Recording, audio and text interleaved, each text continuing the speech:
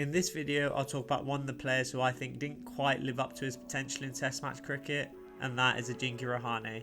When he first came onto the scene on the back end of the India tour of England in 2011, I immediately thought he was going to play for India for a long time. He was extremely comfortable versus short ball and looked solid at the crease.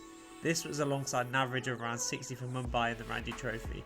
Whilst he had a pretty good career, I felt he maybe could have done better, and there's still time for him to potentially have another go in the Test match arena, but I feel at 85 tests and an average of 38 and only 12 hundreds, it doesn't quite tell us the story of how good he was or could have been.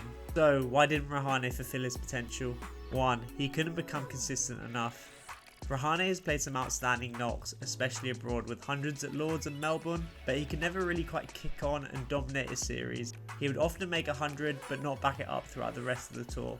2. Sometimes he could be quite timid in his footwork. I've seen plenty of Rahane dismissals where he's slightly out of nick and flashes at deliveries, or he doesn't get his foot quite to the ball. Perfect example is the World Test Championship or against Jimmy Anderson in India. When Rahane is at his best, he's really positive and aggressive. 3. He's not actually the best player of spin. For someone who bats at 5 for India, you always felt against spin he wasn't able to dominate and he could be got at.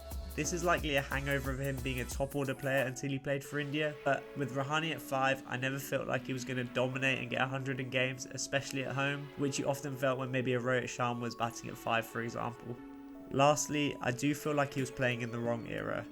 This generation of Indian players can have it tough. They have played through Bunces at home and green seamers away.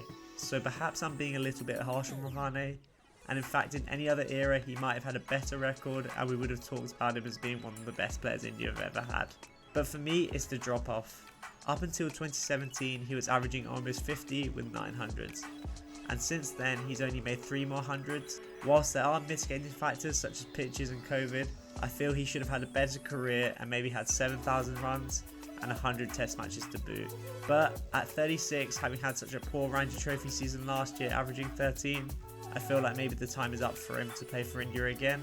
But he certainly provided us with some great memories. So let me know your thoughts on Rahane in the comments and whether you think he can play for India again.